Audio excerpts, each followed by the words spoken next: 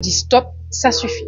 Comme on dit, jour l'eau dépasse farine, il y a une goutte d'eau, un jour, un truc qui fait qu'on décide. Et ce jour-là, on a entendu mes talons résonner dans le couloir. Cindy chérie. Alors, j'étais cadre, moi, en institution publique, mais avant ça aussi dans une entreprise privée. D'abord en tant que notaire, puis en tant que juriste responsable des affaires juridiques dans un service en collectivité territoriale.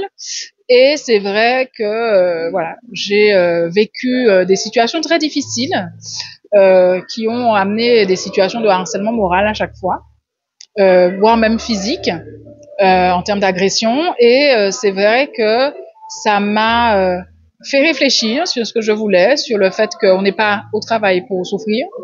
Et j'ai décidé de laisser tout ça.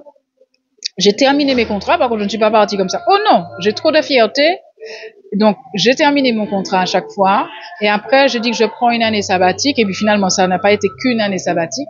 Parce que je suis tombée dans une nouvelle marmite qui s'appelle la thérapie du bien-être. Et je me suis beaucoup formée. Et en fait, j'ai repris mon pouvoir. Parce que justement, hein, quand on est nouvellement, puis je débutais, j'étais jeune, hein, je commençais dans le monde du travail. Donc, on fait pas de vagues, on reste dans son coin, on ne dit rien, mais on note tout.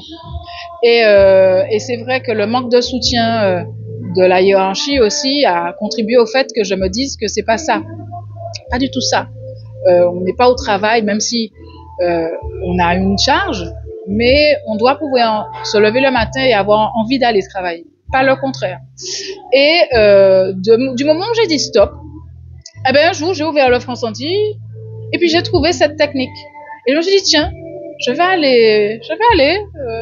me faire du bien, je vais prendre un petit moment pour moi. Et je suis tombée dedans. Aujourd'hui, je suis animatrice, formatrice, professeure et ambassadrice. Je suis même été reconnue ambassadrice internationale pour la Caraïbe de yoga du rire. Et comme tu le vois, hein, comme tu l'as vu, l'idée de partager la joie, la bonne humeur, le bien-être et le bonheur avec les gens, ben, je pense que c'est ce dont on a vraiment besoin, vu le contexte géopolitique actuel, tant au niveau local que national, voire international.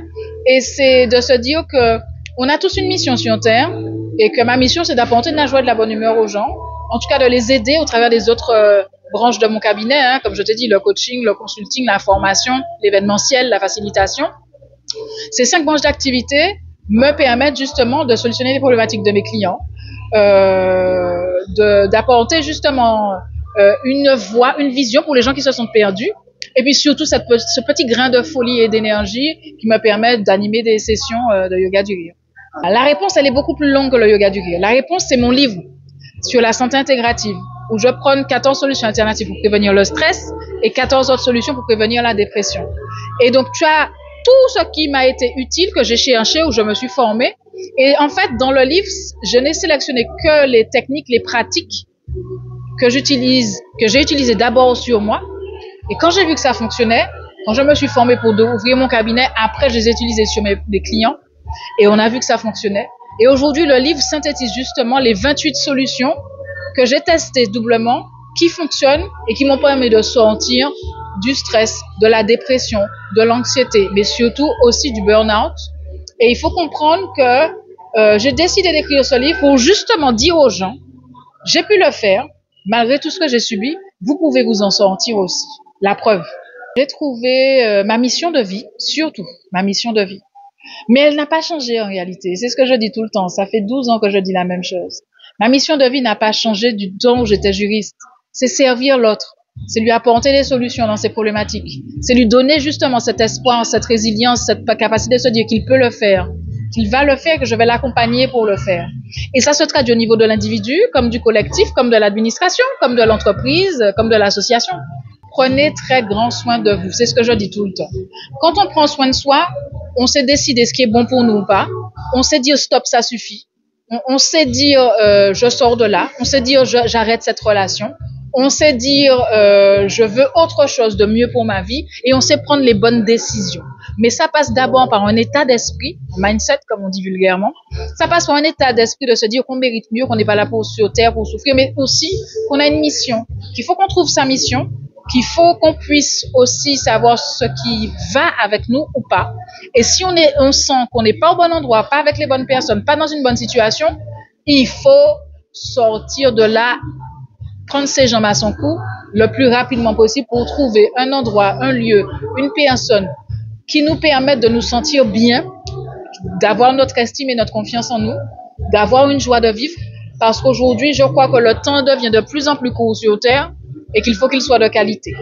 Et donc, pour cela, prendre soin de soi, pour moi, ça résume cette philosophie que j'ai de la qualité de vie et des conditions de travail, puisque comme tu sais, je suis spécialiste de la culture d'entreprise, du management de la performance des organisations et de la qualité de vie et des conditions de travail.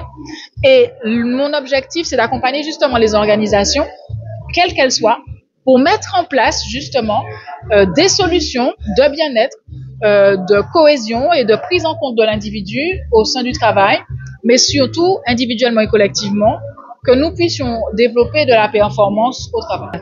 La peur, en réalité, elle n'existe pas.